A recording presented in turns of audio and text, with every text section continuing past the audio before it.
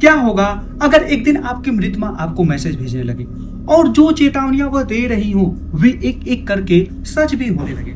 लेकिन सवाल ये है, क्या वह सच में आपकी माँ है या फिर कोई ऐसी अंधेरी ताकत जो आपको अपनी जाल में फंसाना चाहती हो। आज की कहानी में मौत, शैतानी फुसफुसाहटें और एक ऐसा रहस्य छिपा है जो अंत तक आपके रोंगटे खड़े कर देगा। मेरा नाम है आशुतोष और आप देख रहे हैं खूनी किस्सा। सारी कार्टो से कहती है कि उसने बार बार कार्ड पढ़े हैं लेकिन हर बार डेथ कार्ड ही सामने आया है। यहाँ तक कि जब वे अपने क्लाइंट के लिए रीडिंग करती है तब भी परिणाम वही निकलता है। कार्टो कहती है कि उसकी दृष्टि कभी गलत नहीं होती। वह उन्हें बताती है कि वे नरक के निवासियों की फुसफुसाहटों के सहारे जीते हैं और इंसानों के लिए मौत ही एकमात्र निश्चित सत्य है। उसकी मदद करने के लिए वह कुछ नहीं कर सकता। बाद में सारी रेडियो पर रिपोर्ट सुनती है कि सारी नाम की एक महिला की अभी अभी मृत्यु हो गई है। भ्रमित होकर वह दुर्घटना स्थल पर जाती है और यह देखकर भयभीत रह जाती है कि दुर्घटना स्थल पर उसकी अपनी ही कार उल्टी पड़ी है। इससे पहले कि वह कुछ समझ पाती, एक दूसरी कार उसकी ओर आती है और उसे टक्कर मार देती है। जब वह अपनी चेतना वापस पाने की कोशिश कर रही होती है तभी राक्षस की आवाज सुनाई देती है। वह कहती है, जो लोग नरक की फुसफुसाहटों पर भरोसा करते हैं और मैजिक को मानते हैं उन्हें उन राक्षसों के साथ इकट्ठा किया जाएगा जिन पर उन्होंने विश्वास किया था।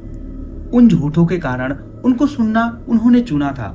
Message from hello. सारी के अंतिम संस्कार में उसकी बहन मार्मी उसकी बेटी पुट्री को सांत्वना देती है और नौकरानी उन्हें बताती है कि सब कुछ तैयार है। दफनाने के बाद पुट्री मार्मी से कहती है कि अगर वह घर जाना चाहती है तो जा सकती है।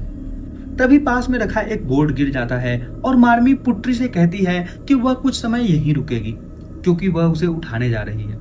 जैसे ही पुट्री घर में प्रवेश करती है उसे वह पल याद आता है जब सारी उसे टैरोट कार्ड पढ़ाना सिखा रही थी।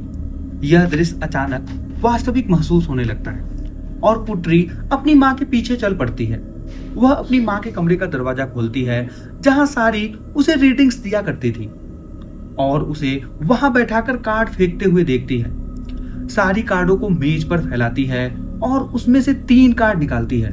पुट्री उन कार्डों को अपने कमरे में ले जाती है और उन्हें अपने बिस्तर पर रखती है। वह उनमें से एक कार्ड उठाती है और उसमें टॉवर दिखती है जो अराजकता और मुक्ति का संकेत होता है। तभी एक याद उसे अपने गिरफ्त में ले लेती है।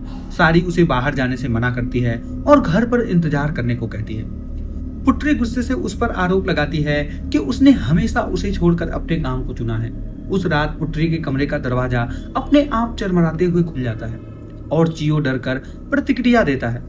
कुछ अदृश्य अंदर प्रवेश करता है और पुट्री अचानक ऐसे जाग उठती है जैसे किसी ने उसे नींद से झकझोर कर उठा दिया। बेचैन होकर वह उठती है और दरवाजा खोलकर चियो को बाहर गलियारे में भगा देती है। लेकिन जैसे ही वह दरवाजा बंद करके वापस बिस्तर की ओर मुड़ती है उसकी माँ की आवाज उसका नाम पुकारती है और वह चौंक जाती है। भ्रमित पुट्री कमरे से बाहर निकलती है और फिर से अपनी माँ की आवाज सुनती है। वह उस आवाज का पीछा करती है और मार्नी के कमरे के दरवाजे पर दस्तक देकर उसे पुकारती है लेकिन कोई जवाब नहीं मिलता। जैसे ही वह लौटने लगती है एक आवाज उससे कहती है कि अपनी माँ की मदद करो। वह पीछे मुड़कर देखती है तो मार्नी वहां खड़ी होती है। पुट्री पूछती है कि वह कहाँ थी। मार्नी जवाब देती है कि वह बाथरूम में थी। पुट्री पूछती है कि क्या उसने उसके दरवाजे पर दस्तक दी थी, लेकिन मार्नी मना कर देती है और पूछती है कि क्या बात है। इस पर पुट्री सिर्फ इतना कहती है कि सब ठीक है। अगले दिन नौकरानी पुट्री से कहती है कि अगर उसे अपनी माँ की याद आती है तो वह उससे या मार्नी से बात कर सकती है। पुट्री गुस्से में पूछती है कि वह मार्नी से क्यों बात करे।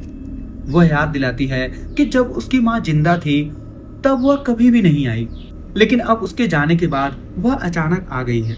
नौकरानी के जाने के बाद पुट्री के फोन पर एक नोटिफिकेशन आता है और वह यह देखकर दंग रह जाती है कि वह सारी की तरफ से है।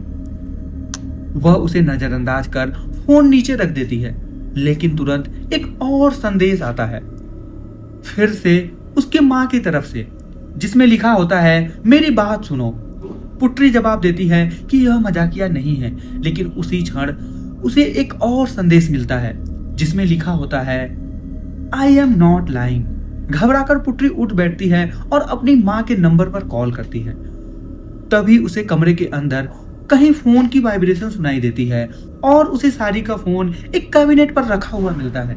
डर कर वह वापस लेट जाती है, लेकिन तभी एक और संदेश आता है, you don't believe me, it's me. भयभीत होकर वह कंबल के नीचे छिप जाती है और हम देखते हैं कि सारी की आत्मा उसके कमरे में एक कुर्सी पर बैठी है और बार बार उसका नाम पुकार रही है।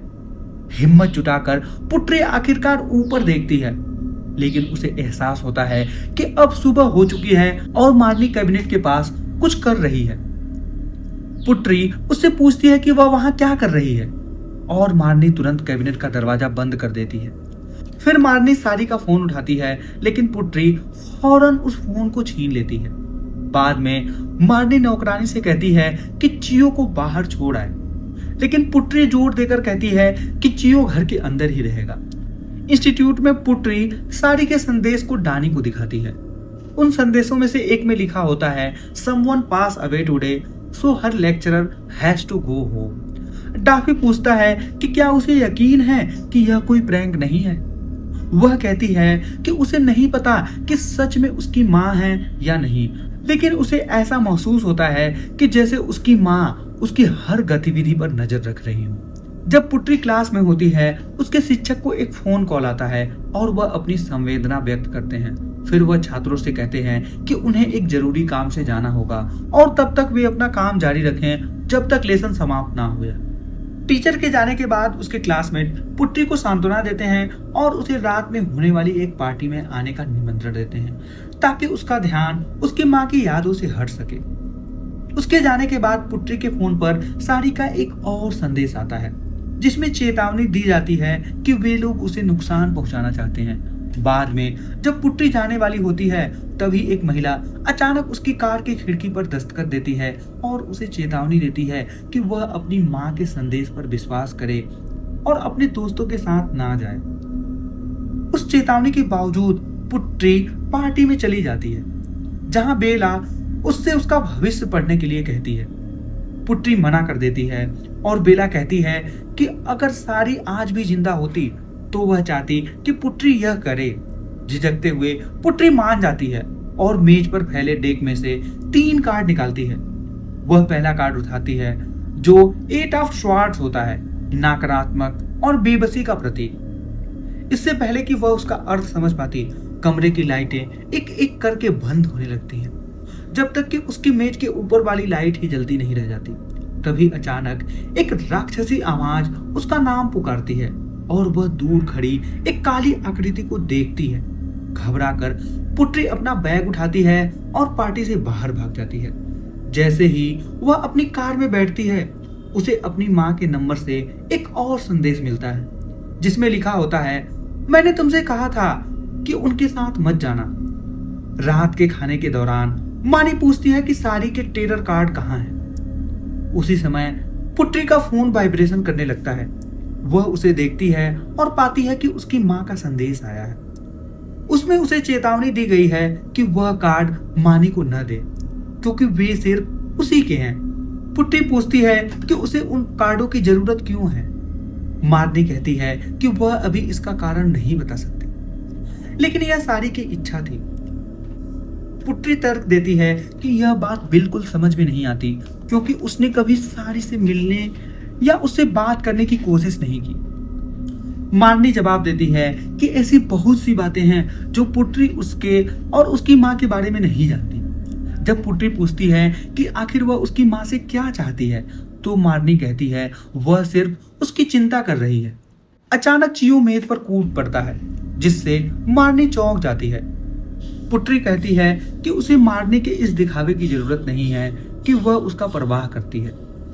इतना कहकर वह उठती है और वहां से चली जाती है। बाद में जब पुत्री सारी टेरर कार्ड देख रही होती है, तभी कुछ कार्ड उसके हाथों से फिसलकर फर्श पर बिखर जाती है। वह बाकी डेक को समेट लेती है, फिर गिरे हुए कार्ड को उठाने के लिए मुड़ती है, लेकिन वह यह देखकर हैरान हो जाती है कि वे कार्ड अपने आप गोल घेरे में सजे हुए हैं और बीच में एक अकेला कार्ड रखा है। जिज्ञासावश वह बीच वाला कार्ड उठाती है और देखती है कि वह डेथ कार्ड है, जो एक चरण के अंत और दूसरे चरण की शुरुआत का प्रतीक होता है। जब वह सोने के लिए लेटती है तभी उसके फोन की स्क्रीन जगमगा उठती है। उसे सारी का एक और संदेश दिखाई देता है, जिसमें सिर्फ लिखा होता है गुड नाइट। उस रात के बाद में मारनी बेचैनी से सारी टेरर कार्ड ढूंढ रही होती है। तभी उसे अपने पीछे कोई आवाज सुनाई देती है। जैसे ही वह गलियारे में निकलती है, एक आकृति उसके पास से फिसलती हुई निकल जाती है, और जब वह मुड़ती है तो वह आकृति फिर से उसके पीछे से गुजर जाती है। वह लाइट जलाने की कोशिश करती है, लेकिन वह काम नहीं करती। इसलिए वह अपने फोन की फ्लैश लाइट चालू करती है और अंदर बढ़ती है। तलाश करते समय उसे फिर अपने पीछे कोई आहट सुनाई देती है। वह पलट कर देखती है और सामने सारी की आत्मा खड़ी पाती है। मारनी डर के मारे अपनी आंखें बंद कर लेती है, और जब दोबारा देखती है तो आत्मा वहां से गायब हो चुकी होती है। कुछ ही क्षण बाद उसे चीयों के म्याऊं करने की आवाज सुनाई देती है, और वह उसे वहीं देखती है। राहत की सांस लेते हुए मारनी खुद को समझा लेती है कि जो आवाज उसने सुनी थी वे सिर्फ चीयों की थी। अगली सुबह चीयों कहीं दिखाई नहीं देता। पुत्री नौकरानी से कहती है कि वह उसे ढूंढे और मिलते ही उसे बता दे। नौकरानी उसे बताती है कि उसकी कार का टायर पंक्चर हो गया है, जिस पर पुत्री कहती है वह टैक्सी से चली जाएगी। बाद में इंस्टीट्यूट में पुत्री डानी से कहती है कि उसे लगता है कि मारनी ने चियो को बाहर निकाल दिया, क्योंकि वह उसे कभी पसंद नहीं करती थी। तभी उसके फोन पर एक संदेश आता है। वह उसे खोलती है और देखती है कि उसमें मारने की एक तस्वीर है, जिसमें वह चियो को पकड़े हुए है। वह तस्वीर डानी को दिखाती है। डानी पूछता है कि यह तस्वीर किसने ली है और आखिर ये संदेश भेज कौन रहा है। तभी एक लड़की उसके पास आती है और पुत्री से उसके टेरर कार्ड पढ़ने के लिए कहती है। उसी समय डानी के फोन पर एक नोटिफिकेशन आता है। वह उसे पुत्री को दिखाता है, और पुत्री यह देखकर हैरान रह जाती है कि बेला ने उसका एक वीडियो ऑनलाइन अपलोड कर दिया है। वह तुरंत बेला के पास जाती है और उससे वीडियो हटाने की मांग करती है, लेकिन इसके बजाय वे सब मजाक उड़ाने लगते हैं। बेला उससे कहती है कि उसे तो उसका शुक्रगुजार होना चाहिए, और उसे धक्का दे देती है, जबकि बाकी लोग हंसने लगते हैं। तभी पुत्री को एक आवाज सुनाई देती है, जो उसे जवाब देने और लड़ने के लिए उकसाती है। वह एक बोतल उठाती है और उसे बेला की ओर घुमा देती है। घबराकर बेला उसे रोकने की कोशिश करती है, और बाकी लोग भी उसे काबू करने तथा होश में लाने की कोशिश करने लगते हैं। कुछ ही देर बाद डानी बीच में आकर उसका हाथ पकड़ लेता है। उसी मौके का फायदा उठाकर बेला उसे जोर से धक्का देती है। पुत्री भागकर वॉशरूम में चली जाती है, जहां उसे किसी औरत के रोने की आवाज सुनाई देती है। डरी हुई पुत्री उस आवाज का पीछा करती है और देखती है कि एक स्टॉल के अंदर सारी खड़ी है। सारी धीरे धीरे उसकी ओर मुड़ती है और फुसफुसाते हुए कहती है, मेरी मदद करो। डरी हुई पुत्री पीछे हट जाती है, लेकिन तभी उसे एहसास होता है कि अब वही आवाज उसके पीछे से आ रही है। जब वह मुड़कर देखती है तो वहां सारी खड़ी होती है। डर के मारे पुत्री अपनी आंखें कसकर बंद कर लेती है, और जब कुछ क्षण बाद उन्हें खुलती है तो सारी वहां से गायब हो चुकी होती है। बाद में डानी पुत्री का सामना करता है और कहता है, यह मत कहना कि तुम्हारी माँ ने ऐसा करने को कहा था। वह कहता है कि कुछ गड़बड़ है और आज वह पहले जैसी नहीं लग रही थी। पुत्री पूछती है कि क्या वह चाहता है कि लोग यूं ही उसे परेशान करते रहें। डानी जवाब देता है कि वह जानती है कि उसके दोस्त कैसे हैं, फिर भी वह उनके साथ समय क्यों बिताती है। पुत्री पूछती है कि क्या अब यह भी उसकी गलती है कि वह उनके साथ घूमती है। वह कहती है कि कम से कम उसकी माँ ने उसे पहले ही चेतावनी दे दी थी। जब पुत्री बस पर चढ़ने लगती है तो पहले से बैठे यात्री जैसे अंदर न आने की चेतावनी देते हैं। वह उन्हें अनदेखा करने की कोशिश करती है, लेकिन वे बार बार वही बात दोहराते रहते हैं। आखिरकार वह एक सीट पर बैठ जाती है। तभी उसके फोन पर नोटिफिकेशन आता है। वह देखती है उसमें मंडाला बस दुर्घटना की एक खबर है, जिसमें कई लोगों के घायल होने की जानकारी दी गई है। घबराकर वह डानी से कहती है उन्हें तुरंत बस से उतरना होगा। जब डानी कारण पूछता है तो वह कहती है कि उसकी माँ ने उसे इस बस में चढ़ने से चेतावनी दी। डानी उसे अनदेखा करने और बस में बने रहने को कहता है, लेकिन जब पुत्री उन भूतिया यात्रियों को देखती है तो डर कर बस से बाहर भाग जाती है। दोनों टैक्सी लेकर निकलते हैं और रास्ते में रेडियो पर उन्हें बस दुर्घटना की खबर सुनाई देती है, जिसमें 8 लोगों की मौत और कई लोगों के घायल होने की पुष्टि की जाती है। वे तुरंत दुर्घटना स्थल पर पहुंचते हैं और यह देखकर दंग रह जाते हैं कि दुर्घटनाग्रस्त बस उसी इंस्टीट्यूट की थी।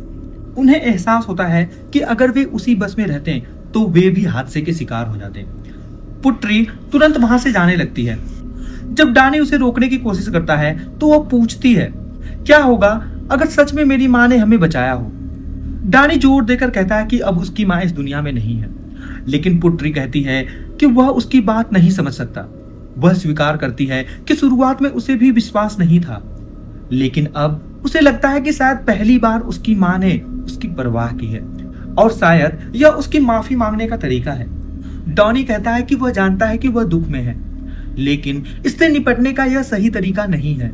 वह पूछता है, अगर ये संदेश उसी दुर्घटना से जुड़े हो तो, और अगर वे सब एक स्रोत से आ रहे हो तो? पुट्री कहती है कि उसकी माँ कभी किसी को नुकसान नहीं पहुंचा सकती। डॉनी फिर पूछता है, अगर ये संदेश तुम्हारी माँ के नहीं हो तो? यह सुनकर पुट्री गुस्से से कहती है कि वह कुछ नहीं समझता और वहां से चली जाती है। जब पुट्री घर लौटती है तो मार्नी पूछती है कि क्या वह ठीक है, लेकिन तभी उसके फोन पर एक तस्वीर आती है। वह देखती है कि वह तस्वीर कियो की है। बिना कुछ कहे वह भागकर अपनी माँ के कमरे में जाती है। कियो को पुकारती है, लेकिन वहां उसे फर्श पर खून दिखाई देता है। घबराकर वह धीरे धीरे दरवाजे के पास पहुंचती है और उसे खोल देती है। अंदर कियो का निर्जीव शरीर पड़ा होता है। पुट्री तुरंत मार्नी पर उसे मारने का आरोप लगाती है, लेकिन मार्नी कहती है कि वह तो सिर्फ उसे बाहर छोड़कर आई थी। पुट्री उसे याद दिलाती है वह शुरू से ही कियो को पसंद नहीं करती थी और कहती है कि उसे मारने की कोई जरूरत नहीं थी। मार्नी उससे विनती करती है कि वह उसकी बात पर विश्वास करे, लेकिन पुट्री कहती है कि उसके पास सबूत है और वह अपने फोन में मौजूद तस्वीर उसे दिखा देती है।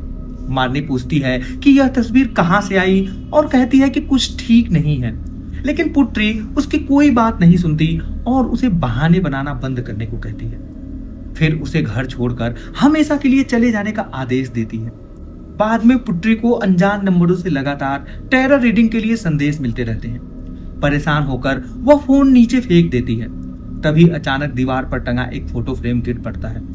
वह सावधानी से उसके पास जाती है और उसके पीछे छिपा हुआ एक नोट पाती है। उसमें लिखा होता है, मेरी तरह होने में क्या बुराई है, तुम लोगों की मदद कर सकती हो ना। उसी समय नौकरानी कमरे में आती है और कहती है कि वह दखल देना नहीं चाहती, लेकिन हाल के दिनों में पुट्री पहले जैसी नहीं रही। पुट्री उससे पूछती है कि क्या वह उसकी माँ के क्लाइंट को जानती है। वह बताती है कि जब से उनके दोस्तों ने उसकी रीडिंग वाला वीडियो रिकॉर्ड किया है, तब से उसे सारी के क्लाइंट से लगातार संदेश मिल रहे हैं। नौकरानी पूछती है कि क्या वह सच में कार्ड उसी तरह पढ़ सकती है जैसे सारी पढ़ती थी। पुट्री बताती है कि उसकी माँ की मृत्यु के बाद उसे ऐसे संदेश मिल रहे हैं जो बिल्कुल उसकी माँ की आवाज जैसे लगते हैं और वे हमेशा उसकी मदद करते हैं। आगे वह कहती है कि उसे पूरा विश्वास है कि उसकी माँ चाहती हैं कि वह उसका काम आगे बढ़ाए। उस रात पुट्री की नींद घर में गूंजती जोरदार चोटों की आवाजों से खुल जाती है। डरी हुई लेकिन जिज्ञासु वह उस आवाज की पीछा करती है और समझ जाती है कि वह उसकी माँ के रीडिंग रूम से आ रही है। वह धीरे धीरे दरवाजा खोलती है और अंदर का दृश्य देखकर भयभीत हो जाती है। सारी वहां बंधी हुई होती है। सारी उससे विनती करती है कि वह रीडिंग जारी रखे, क्योंकि वे चाहती हैं कि वह उनके संदेश लोगों तक पहुंचाए। वह दावा करती है कि नरक से उसे बचाने का एकमात्र ही तरीका है। तभी एक काली आकृति अचानक जंजीर के पीछे कोड़े मारने लगती है। यह देखकर पुट्री डर के मारे तुरंत दरवाजा बंद कर देती है। अगले दिन पुट्री का मुलाकात एक माफिया बॉस से होती है, जो कभी सारी का क्लाइंट हुआ करता था। वह उससे कहता है कि सारी की रीडिंग अपनी सटीकता के लिए मशहूर थी और अब उसके उत्तराधिकारी ना होने के नाते पुट्री को उसके होने वाले बच्चे का भविष्य बताना होगा। उधर नौकरानी मारनी से कहती है कि पुट्री को लगातार सारी के संदेश मिल रहे हैं और पूछती है कि क्या सच में सारी उससे बात कर रही हो सकती है। मारनी साफ इनकार कर देती है और बताती है कि सारी की सबसे बड़ी चिंता यही थी कि पुट्री कभी टेरर रीडर ना बन सके। एक आवाज पुट्री के कानों में फुसफुसाती है कि वह आदमी केवल दुर्भाग्य लेकर आया है। वह उसे बताने के लिए उकसाती है कि उसका रिश्ता ज्यादा समय तक नहीं टिकेगा और उसका बच्चा भी विनाश की ओर बढ़ रहा है। अचानक पास में नृत्य कर रही लड़की का दम घुटने लगता है और वह खून उगलने लगती है, जबकि असलियत में एक राक्षस उसका गला दबा रहा होता है। यह देखकर भयभीत पुत्री कार्ड उठाती है और उस कमरे से भाग जाती है। जैसे ही वह अपनी कार में बैठती है, उसे अपनी माँ का संदेश मिलता है। उसमें लिखा होता है, तुमने संदेश क्यों नहीं पहुंचाया? वह कार स्टार्ट करती है और साइड मिरर में हमें दिखाई देता है कि सारी पीछे वाली सीट पर बैठी हुई है। बाद में मारनी सारी के रीडिंग रूम की तलाशी लेती है और उसे एक डायरी मिलती है जिसमें सारी के क्लाइंट्स के संपर्क दर्ज होते हैं। उधर एक मक्खी उड़कर पुत्री के कान में घुस जाती है। वह उसे निकालने की कोशिश करती है, लेकिन अचानक उसके चेहरे के भाव बदल जाते हैं। तभी वह मारनी को फोन पर डायरी में दर्ज नामों में से एक कार्टो से बात करते हुए सुन लेती है। अचानक एक फोटो फ्रेम जोर से गिरकर फर्श से टूट जाता है, जिससे मारनी चौंक उठती है। मारनी फोटो फ्रेम उठाती है, उसे वापस मेज पर रखती है और बाहर देखने के लिए खड़ी हो जाती है। तभी पुत्री पूछती है, क्या मैंने तुमसे नहीं कहा था कि मेरी चीजों को हाथ मत लगाना? और अचानक उसकी ओर झपट पड़ती है। मारनी किसी तरह उसके हमले से बच जाती है और जवाबी कार्रवाई करती है, क्योंकि पुत्री दोबारा उस पर टूट पड़ती है। लेकिन इस बार पुत्री उस पर भारी पड़ जाती है और उसे जोर से धक्का देकर दूर फेंक देती है। इसके बाद पुत्री मेज पर चढ़ जाती है और उसे मारने की कोशिश करती है। मारनी उसके दोनों हाथ पकड़कर उसे रोकने का प्रयास करती है और पूरी कोशिश करती है कि वह फिर से होश में आ जाए। इसके बावजूद पुत्री उसे चाकू से मार देती है, लेकिन अगले ही पल वह अचानक झटके से जाग उठती है। घबराकर पुत्री वापस उस कमरे में दौड़ती है, लेकिन वहां पहुंचकर उसे सच्चाई का एहसास होता है। वह कोई सपना नहीं था। मारनी सांस लेने की कोशिश कर रही होती है और पुत्री के हाथ खून से सने होते हैं। बाद में मारनी को हॉस्पिटल ले जाया जाता है। जब नौकरानी घर लौटती है तो वह पुत्री से पूछती है कि क्या वह ठीक है। पुत्री कहती है कि उसे अब भी समझ नहीं आ रहा कि मारनी उसके साथ रहने क्यों आई थी। इस पर नौकरानी बताती है कि मारनी ने उसे बताया था कि सारी ने खुद उसे फोन करके पुत्री की रक्षा करने के लिए कहा था। पुत्री पूछती है, मुझे किससे बचाना था? उसी समय उसके फोन पर सारी का एक संदेश आता है, उस पर विश्वास मत करो। नौकरानी आगे बताती है कि सारी ने मारनी को पुत्री को पूरी सच्चाई बताने से मना किया था। तभी एक और संदेश आता है, वह झूठ बोल रही है, भाग जाओ। उसी समय पुत्री को एक फुसफुसाहट सुनाई देती है जो लगातार दोहरा रही होती है कि वह झूठ बोल रही है। घबराकर पुत्री भागने लगती है। नौकरानी उसे रोकने की कोशिश करती है, लेकिन वह कार लेकर वहां से निकल जाती है और कैमरा दिखता है कि सारी घर के अंदर चुपचाप खड़ी है। पुत्री एक रेड लाइट पर रुकती है। तभी उसकी फोन पर सारी का संदेश आता है, मुड़ जाओ और घर वापस आओ। गुस्से में वह फोन को एक तरफ फेंक देती है, लेकिन तभी उसकी नजर सड़क पर खड़ी सारी पर पड़ती है और वह बहुत ज्यादा डर जाती है। फिर एक और संदेश आता है, तुम मुझसे डर क्यों रही हो? हताश होकर पुत्री फोन को कार से बाहर फेंक देती है और एक्सीलरेटर दबाकर वहां से तेजी से भाग जाती है। पुत्री सीधे इंस्टीट्यूट पहुंचती है और डानी से मिलती है। वह स्वीकार करती है कि वह गलत थी और उसे अब तक जो कुछ भी हुआ है सब बता देती है। डानी पूछता है कि अब उन्हें क्या करना चाहिए। पुत्री कहती है कि उसे पता नहीं है। उसी समय डानी के फोन पर नोटिफिकेशन आता है। वह संदेश देखता है और फोन पुत्री को थमा देता है। पुत्री यह देखकर डर जाती है कि संदेश सारी की तरफ से है। तुम डर क्यों रही हो? मैं तुम्हारी माँ। भ्रमित होकर वह ऊपर देखती है, क्योंकि डानी का चेहरा बदलकर सारी का चेहरा बन चुका होता है। लड़खड़ाते हुए वह पीछे हटती है और चारों ओर देखती है। अब उसके आसपास मौजूद हर व्यक्ति का चेहरा सारी जैसा हो चुका होता है। वह भागकर अपनी कार तक पहुंचती है और इंजन स्टार्ट करती है, लेकिन विंडशील्ड पर खून से लिखा होता है, घर वापस आओ। वह वाइपर चलाकर उसे साफ करने की कोशिश करती है, लेकिन तभी रेडियो अपने आप चालू हो जाता है। उसमें नौकरानी की आवाज मदद के लिए चीख रही होती है। पुत्री रेडियो बंद कर देती है, लेकिन वह दोबारा चालू हो जाता है और इस बार एक ठंडी आवाज उसे आदेश देती है कि घर वापस आ जाओ। मजबूर होकर पुत्री घर लौटती है और फर्श पर बिखरे हुए 3 टेरर कार्ड देखती है। वह एक एक करके उन्हें उठाती है। जैसे ही वह आखिरी कार्ड उठाती है, उसके सामने का दरवाजा अपने आप धीरे धीरे चरमराते हुए खुल जाता है। कांपते हुए वह अंदर कदम रखती है और देखती है कि फर्श पर एक उल्टा पेंटाग्राम बना हुआ है।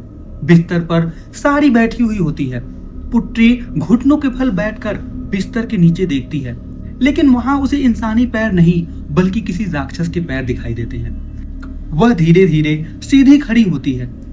अब वहां फिर से उसकी माँ बैठी हुई होती है। सारी उसका नाम लेकर पूछती है कि क्या हुआ है। वह उठकर उसके करीब आती है और प्यार से पूछती है कि क्या वह उसकी मदद करना चाहती है। डर से जमी हुई पुत्री देखती है कि सारी टेरर कार्ड का डिब्बा उठाती है और कहती है, मैं हूं माँ। फिर पूछती है, क्या तुम मेरी मदद नहीं करना चाहती? पुत्री दरवाजे की ओर भागती है, लेकिन वह जोर से बंद हो जाता है। वह पूरी ताकत से उसे खोलने की कोशिश करती है, लेकिन वह दरवाजा हिलता तक नहीं। वह पूछती है कि वह उससे क्या चाहती है और कहती है कि उसकी असली माँ कभी ऐसा नहीं कर सकती। लेकिन सारी उसके और करीब आती है और उसका नाम फुसफुसाती है। कुछ ही पलों में पुत्री उसके वश में आ जाती है। फिर दरवाजा अपने आप खुल जाता है और पुत्री नौकरानी को आवाज देती है। नौकरानी दौड़कर अंदर आती है और देखती है कि कमरा खाली है। लेकिन जैसे ही वह ऊपर देखती है, पुत्री उसके ऊपर कूद पड़ती है और उसका गला पकड़ लेती है। नौकरानी अपने आप को बचाती है और घबराकर एक फूलदान पुत्री के सिर पर मारती है। फिर वह भागकर रसोई में छिप जाती है। कुछ देर बाद पुत्री फिर से दिखाई देती है। इस बार उसके हाथ में एक चाकू होता है और वह नौकरानी को ढूंढ रही होती है। जब नौकरानी को लगता है कि वह चली गई है, तो वह अपना फोन उठाने की कोशिश करती है, लेकिन तभी पुत्री अचानक नीचे झुककर हंसने लगती है। नौकरानी भागने की कोशिश करती है, लेकिन पुत्री फिर से उस पर हमला कर देती है। वह जितनी भी मन्नतें करती है, पुत्री कोई जवाब नहीं देती, क्योंकि वह अब खुद नहीं रही होती। उसी समय काटो उसका हाथ पकड़ लेता है, लेकिन पुत्री उसकी तरफ मुड़कर उस पर हमला करने की कोशिश करती है। हालांकि काटो उसे पीछे धकेलने में सफल हो जाता है और डानी पीछे से उसे पकड़ लेता है। काटो अपना हाथ उसके सिर पर रखता है और राक्षस से कहता है कि यह उसकी जगह नहीं है और यह लड़की उसकी नहीं है। जैसे जैसे वह प्रार्थनाएं पढ़ता है, राक्षस की आकृति पुत्री के शरीर से झिलमिलाने लगती है। यह भयानक संघर्ष के बाद आखिरकार वह राक्षस उसके शरीर से बाहर निकल जाता है। जब पुत्री को होश आता है, तो काटो पूछता है कि उसकी माँ के टेरर कार्ड कहाँ हैं। वह अपनी दराज में ढूंढती है, लेकिन पता चलता है कि वे वहां नहीं हैं। काटो कहता है कि उन्हें तुरंत ढूंढना होगा और सुझाव देता है कि वे अलग अलग होकर पूरे घर की तलाशी लें। तलाशी के दौरान डानी को स्टैनिक रिचुअल्स पर आधारित एक किताब मिलती है। काटो समझाता है कि सारी इस घर का इस्तेमाल टेरर रीडिंग के लिए करती थी और इन्हीं रीडिंग्स की वजह से वह राक्षस जो उसे फुसफुसा के बातें करता था, इस घर में जड़े जमा चुका था। सारी की मृत्यु के बाद कोई उसकी बातें सुनने वाला नहीं रहा और इसी कारण वह क्रोधित हो गया। उधर पुत्री को टेरर कार्ड मिल जाते हैं, लेकिन तभी दरवाजा अचानक बंद हो जाता है और एक आवाज फुसफुसाती है कि यह सब उसकी गलती है। इसके बाद वह सारी के पोशाक को हवा में तैरते हुए देखती है और जब वह मुड़ती है तो उसके सामने काटो खड़ा होता है। डर के मारे पुत्री बेहोश होकर गिर पड़ती है, जबकि काटो, नौकरानी और डानी उसकी ओर बढ़ते हुए कहते हैं कि यह सब उसी की गलती है। उसकी चीख सुनकर असली डानी और काटो वहां दौड़कर आते हैं, बिना यह जाने कि राक्षस भी वही मौजूद है। डानी दरवाजा तोड़कर अंदर घुसता है और पूछता है कि क्या हुआ। पुत्री उसे बताने की कोशिश करती है कि उसने क्या देखा। काटो कहता है राक्षस सच के टुकड़ों को झूठ के साथ मिला देते हैं। वह बताता है कि उसने कभी भी सारी के साथ फॉर्चून टेलिंग सीखी थी और दोनों ने एक जैसा समझौता किया था। सारी की रीडिंग्स इतनी सटीक इसलिए थी क्योंकि वे राक्षसी फुसफुसाहटों से आती थी और हर फुसफुसाहट की एक कीमत होती थी। अब वही राक्षस पुत्री को एक नए समझौते में फंसाने की कोशिश कर रहा है। काटो बताता है कि सारी ने इस बंधन से मुक्त होने की कोशिश की थी, लेकिन क्रोधित राक्षसों ने उसे नष्ट कर दिया था। टेरर कार्ड ही उसका माध्यम थे और इन सबको खत्म करने का एकमात्र तरीका था उन्हें सारी के शव के साथ दफना देना। वे सभी कब्रिस्तान पहुंचते हैं। काटो और नौकरानी कार से उतर जाते हैं, लेकिन जैसे ही वे फाटक की ओर बढ़ते हैं, कार के दरवाजे अचानक बंद हो जाते हैं। पुट्टी सीट बेल्ट को डानी की गर्दन के चारों ओर लपेट लेती है और उसका गला घोटने लगती है। डानी मदद के लिए लगातार हॉर्न बजाता है। आवाज सुनकर काटो और नौकरानी वापस दौड़ पड़ते हैं। नौकरानी चीख कर पुट्टी से रुकने के लिए कहती है, जबकि काटो कार की खिड़की तोड़ देता है और अपना हाथ पुट्टी के सिर पर रख देता है। तभी पुट्टी को होश आता है। वह रो पड़ती है और डानी से माफी मांगती है, लेकिन डानी उससे कहता है कि वह बस उसे फिर से पहले जैसा देखना चाहता है। इसके बाद काटो नौकरानी और डानी से कार में रहने को कहता है और पुट्टी को अपने साथ कब्रिस्तान के अंदर ले जाता है। दोनों मिलकर सारी की कब्र खोदते हैं। काटो उससे कहता है कि वह इंतजार करे, जबकि वह टेरर कार्ड लेने जा रहा है। लेकिन जैसे ही वह कब्र से बाहर निकलता है, सारी की आंखें अचानक खुल जाती हैं और उसका शरीर धीरे धीरे उठने लगता है। सारी नरम आवाज में पुट्टी से कहती है कि वह उसके साथ यहीं रुक जाए। फिर वह वापस लेट जाती है और बिल्कुल स्थिर हो जाती है। पुट्टी अपनी आंखें खोलती है और देखती है कि सारी उसके सामने लेटी हुई है। सारी उससे माफी मांगती है और कहती है कि वह फिर देर से घर आई। फिर वह पुट्टी के हाथों से सर्टिफिकेट लेकर दोबारा माफी मांगती है और कहती है कि उसने उसकी जिंदगी का एक महत्वपूर्ण पल खो दिया। पुट्टी कहती है कि कोई बात नहीं, उसके लिए सबसे जरूरी बात यह है कि उसकी माँ अब उसके साथ है। सारी उसे वापस सो जाने के लिए कहती है, लेकिन काटो चेतावनी देता है कि उसकी बात मत सुनो। अचानक पुट्टी जाग जाती है। उसी समय सारी का शव भी हिलने लगता है और उठने की कोशिश करता है। काटो उसे नीचे दबाकर रखता है, लेकिन राक्षस बोलता है अगर पुट्टी अपनी माँ को नरक से मुक्त करना चाहती है तो उसे टेरर रीडिंग जारी रखनी होगी। पुट्टी चीख कर कहती है कि वह उसकी माँ नहीं है, लेकिन राक्षस उससे वादा करता है कि वह उसे सारी से भी अधिक शक्तियां देगा और दावा करता है कि पूरी मानवता उसकी मदद मांगने आएगी। पुट्टी फिर चीखती है।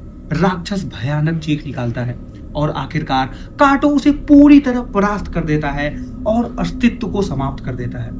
कुछ दिन बाद जब पुट्टी अपनी माँ का सामान समेट रही होती है तो उसे एक फ्रेम्ड फोटोग्राफ के पीछे छिपा हुआ एक पत्र मिलता है। उस पत्र में सारी उससे माफी मांगती है। वह लिखती है कि वह हमेशा एक अच्छी माँ नहीं बन सकी क्योंकि वह भविष्य जानने की कोशिश में बहुत व्यस्त रहती थी। वह स्वीकार करती है कि वह भूल गई थी कि उसकी जिंदगी में सबसे सुंदर पल वे थे जो उसने पुट्टी के साथ बिताए थे। वह लिखती है कि वह कभी भी एक परफेक्ट इंसान नहीं थी और उन संदेशों के जाल में फंस गई थी जिन्हें उसे कभी सुनना ही नहीं चाहिए था। वह पुट्टी से अनुरोध करती है कि उसकी मृत्यु के बाद उसके लिए प्रार्थना करे ताकि उसके पाप क्षमा किए जा सके, और उससे विनती करती है कि वह कभी उसकी तरह उस अंधेरे जाल में ना फंसे। सारी उसे एक बेहतरीन जीवन जीने के लिए कहती है और चेतावनी देती है कि वह कभी भी उन फुसफुसाहटों की बात ना सुने जो उसके रास्ते को भटकाने की कोशिश करें। तो दोस्तों, आखिरकार पुट्टी को पता चल गया कि उनकी माँ के नाम से आने वाले संदेश किसी आत्मा के नहीं बल्कि एक खतरनाक शैतानी ताकत के थे जो उसे उसी अंधेरे रास्ते में ले जाना चाहती थी। लेकिन अब सवाल आपसे है, अगर आपके पास किसी मृत इंसान का मैसेज आए और उसकी हर बात सच साबित होने लगे तो क्या आप उस पर विश्वास करेंगे? अगर आपको यह कहानी पसंद आई हो तो वीडियो को लाइक जरूर करें, चैनल को सब्सक्राइब करें और बेल आइकन जरूर दबाएं। मिलते हैं एक और डरावनी और रहस्यमयी कहानी के साथ। मेरा नाम है आशुतोष और आप देख रहे हैं खूनी किस्सा।